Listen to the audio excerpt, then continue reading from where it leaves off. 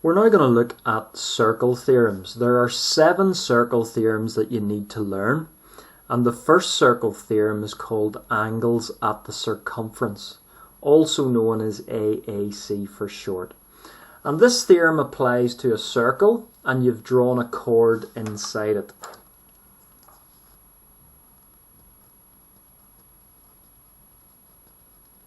What we do is we draw several triangles using this chord as one of the sides of the triangle. So for example, I'm going to go to one end of the chord and I'm going to draw a straight line from that end to a point on the circumference.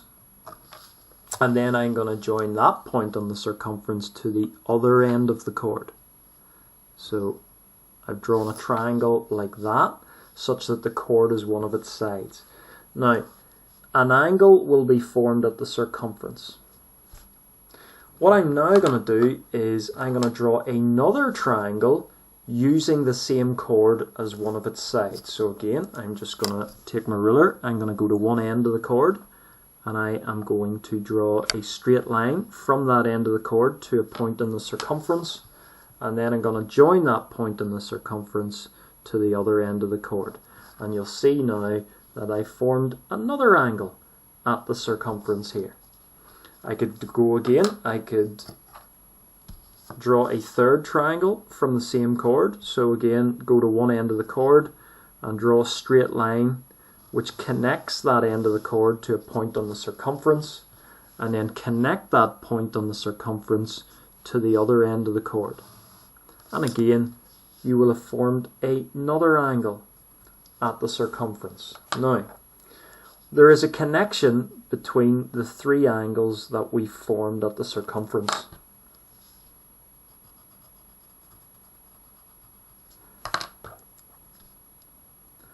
And the connection between these 3 angles that we formed at the circumference is they are exactly the same.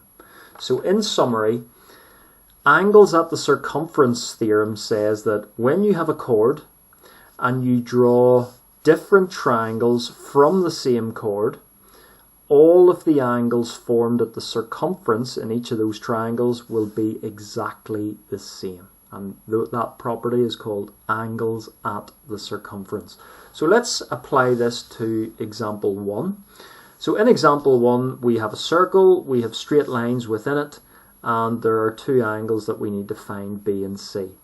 So let's start with B. Now, imagine the theory that we've just looked at. The theory we've looked at is where you have a chord and you're drawing triangles from the same chord and the angles at the circumference are the same. You'll notice that at the minute, angle B is an angle at the circumference.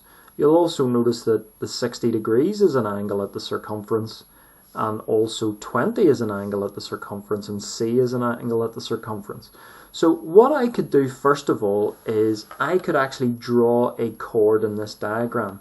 In other words, if I connected the point at C to the point of 20, join those together, we have a blue line, which is obviously a chord.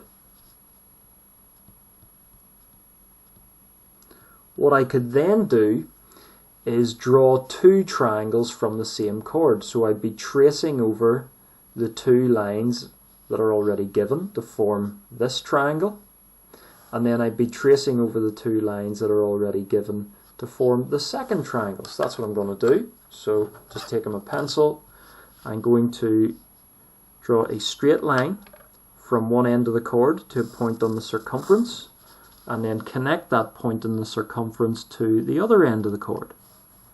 Okay, so there's one triangle drawn from this chord, and I'm going to do the same. I'm going to go to one end of the chord and draw a straight line from that end to a point in the circumference, and then join the point in the circumference to the other end of the chord.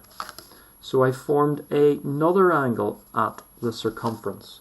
So by using this blue line as the chord and drawing 2 triangles using the same chord, then the angle 60 and angle B will both be the same. So our first answer is angle B is equal to 60 degrees because of angles at the circumference, AAC for short.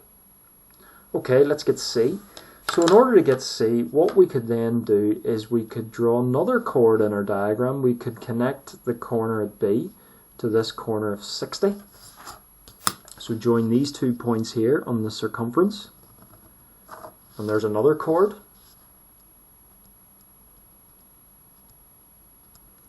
Again, we could take our pencil and we could draw 2 triangles from this same chord here. So I could take this end of the chord and trace over that line to a point in the circumference, and then join that point in the circumference to the other end of the chord. So the angle at the circumference is C. I could then go to one end of the same chord and draw a straight line from one end of that chord to a point in the circumference, and then join that point in the circumference to the other end of the chord. So I have another triangle. So that means the angle formed at the circumference in this triangle is 20. So in other words, the angle at C and the angle at 20 are the same. They are angles at the circumference when you use the red line as the chord. So angle C is equal to 20 degrees because of angles at the circumference, AAC. So that's our answer for example 1. Okay, let's look at example 2. So in example 2 we have our diagram with various angles inside it. There are 3 unknown angles. 2 of them are labelled A, so that means they're the same, even though they're in different positions. If they're labelled with the same letter, they're the same.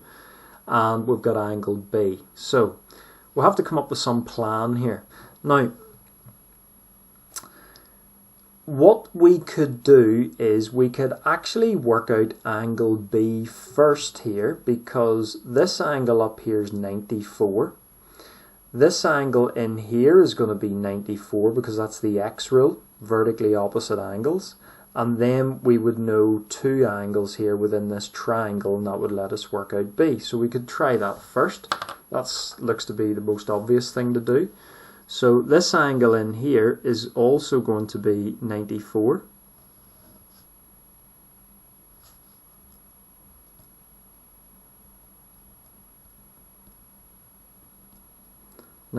degrees because of the X rule.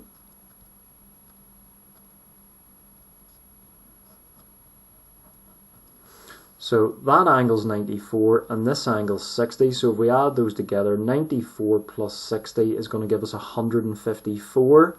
And then we're going to subtract 154 from 180. So that is going to give us 26. So that means angle B is going to be 26 degrees. So we got that by using the X rule and angles in a triangle, AIT.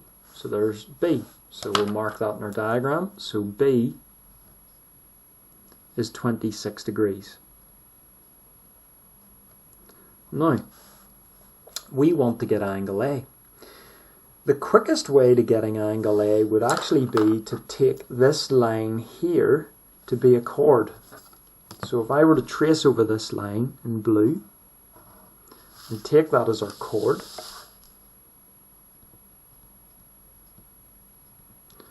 what we can then do is we can draw 2 triangles from this chord. So if you imagine, if I go to one end of this chord and draw a line from that end of the chord to a point in the circumference, and then connect that point in the circumference back to the other end of the chord, then that's one of the triangles, and angle A will be the angle formed at the circumference. What we can then do is use the same chord and then go to one end, draw a straight line from one end of the chord to a point in the circumference, and then join that point in the circumference back to the other end of the chord, and there's our second triangle drawn from the chord, and this angle B would be the angle formed at the circumference. So if we use the blue chord and draw 2 triangles from the blue chord, then angle A and angle B are angles at the circumference. They're the same. And the good news is we've already worked out angle B, so that means angle A is also 26 degrees because of angles at the circumference, AAC. Now, we didn't talk much about this angle here, but it's also labelled A, so therefore it's exactly the same, it's 26. The other way you could get this angle would be if you worked out this angle in here, which you can do easily because you can work out that angle, because these are angles on a straight line. So 180 minus 94, okay, is going to give us 86. And then if we add 86 and 68 together and then subtract that from 180, and that is going to give us 26 degrees. So that little angle in there would be 26. If you took this bottom line to be the chord and you drew one triangle from that chord and another triangle from that chord, then this little angle in here and this angle A would be the same. So if that little angle in there is 26, then the angle at A is 26. But we've worked that out already by getting this angle A. And that's how we apply not just the first circle theorem property, but also your basic properties like the X rule, like angles in a triangle, angles on a straight line. They all will come into play too in these questions.